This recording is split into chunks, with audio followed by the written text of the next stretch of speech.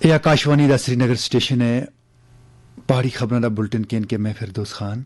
सब तो पहले इस वेले दियां खास खबरां। 22 मई थी 24 मई तक श्रीनगर में होने वाली G20 वर्किंग ग्रुप मीटिंग वास्ते हिफाजत समेत तमाम इंतजामों को खत्मी शक्ल। सलामती नाल जुड़ी एजेंसियों को बाहमी तालमेल दे नाल काम करने की हिदायत। लेफ्टिनेंट गवर्नर मनोज सिन्हा सोन JKIDFC के 97 करोड़ रुपए मालियत के प्रोजेक्टों का किया इफ्तिताह। आखिर इंतजामिया तमाम प्रोजेक्टों को वेले उतर मुकम्मल करने को यकीनी बनाने वास्ते पुरअज़म। चीफ सेक्रेटरी सोन UT की तमाम बस्तियों को बेहतर सड़क राबते नाल जोड़ने की जरूरत उतर दिता जोर। तरक्याती अमल को अगे खड़ने वास्ते सड़क राबतियों को दिता कलीदी नोयत तकरार। ते कर्नाटक विच नवा वजीर आला चुनने के हवाले थी नवी दिल्ली विच सियासी सरगर्मियां तेज। हुण पेश है खबरां दी तफसील।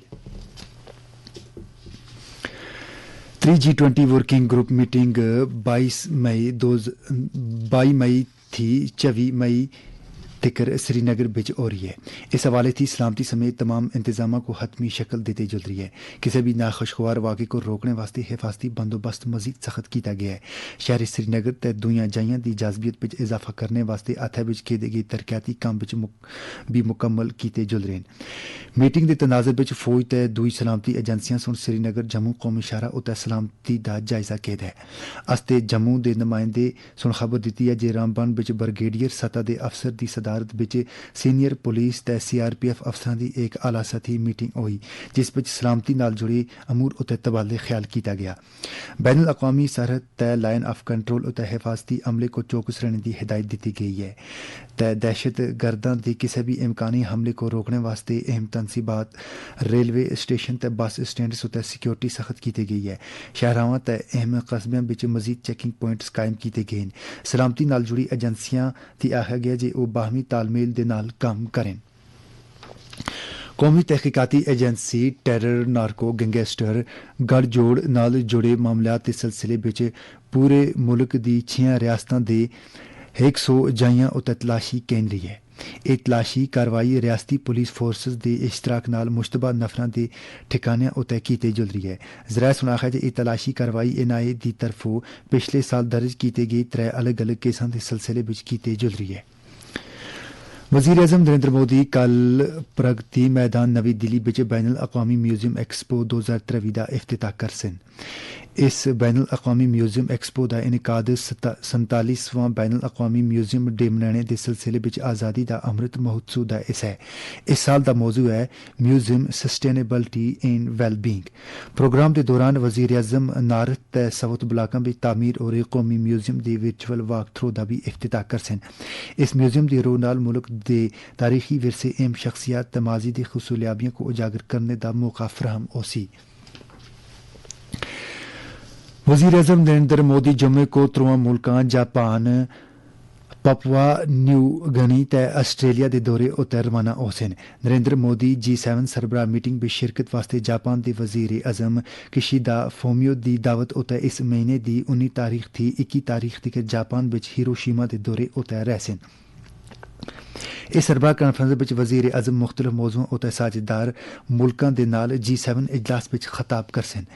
इन्हां विच अमन ते मजबूती, पायदार ज़मीन की खुशहाली ते तवानाई की हकीकी फराहमी शामिल है।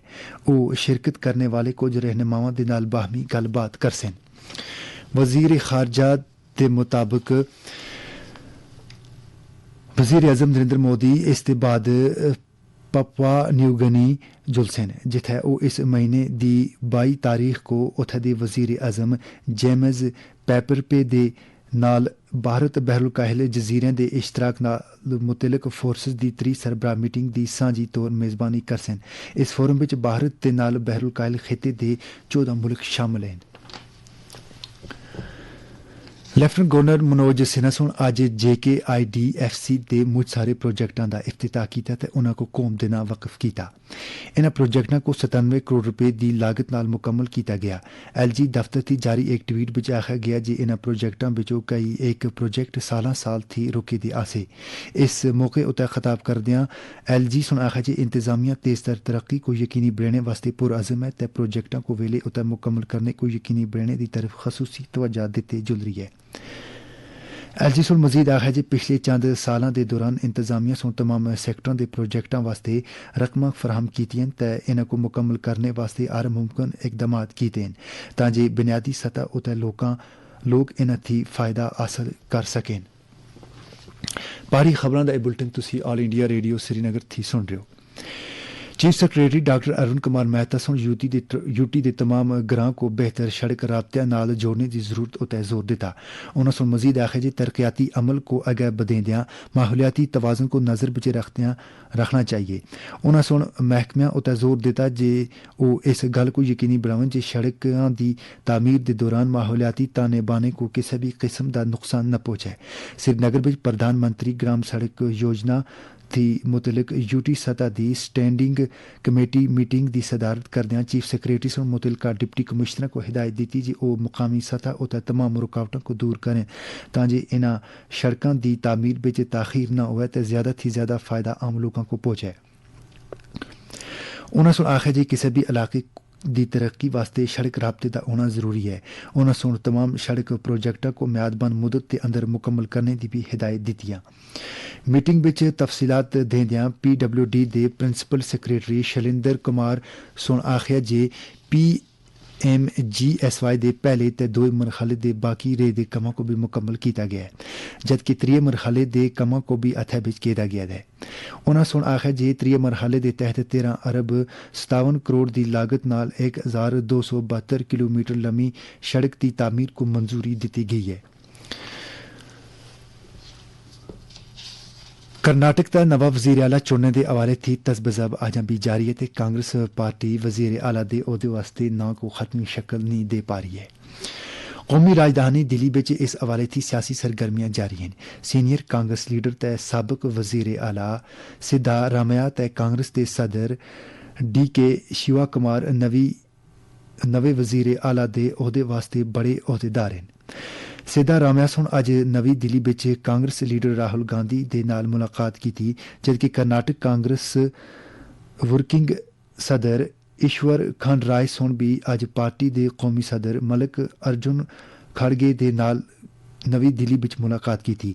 वाजा रहा जी कांग्रेस पार्टी सुन हाल ही में कर्नाटक में होए असम्बली इंतखाबात के दौरान 224 नशिस्तां विचों 135 नशिस्तां हासिल कीतियां।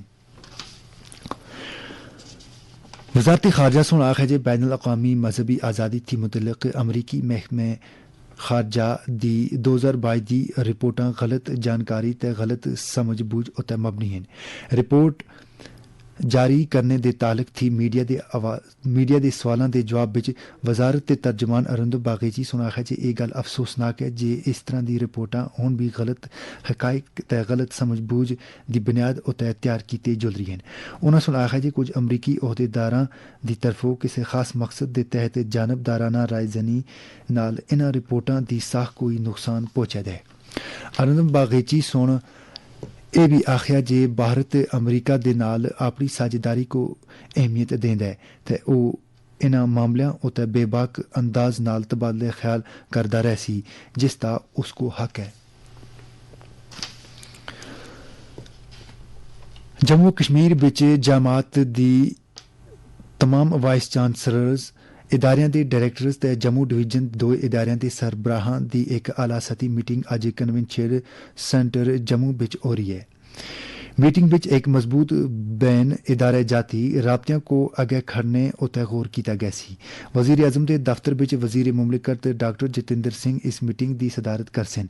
ये पहली बारी है जे जम्मू विच तमाम साइंस ते टेक्नोलॉजी ते तालीमी इदारियां दे सरबराहां दी सांझी मीटिंग हो रही है।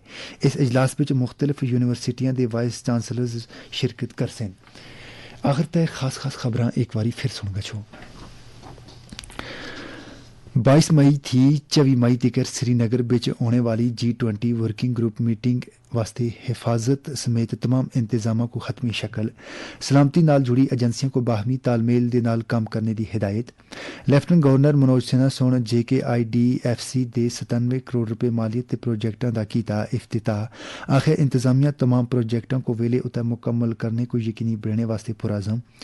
चीफ सेक्रेटरी सोन यूटी की तमाम बस्तियों को बेहतर सड़क राबते नाल जोड़ने की जरूरत उतर दिता जोर। तरक्याती अमल को अगे खड़ने वास्ते सड़क राबतियों को दिता कलीदी नौयत करार। ते कर्नाटक विच नवा वजीर आला चुनने के हवाले थी नवी दिल्ली विच सियासी सरगर्मियां तेज। इसी दे नाल खबरां दा एह बुलेटिन मुक गया।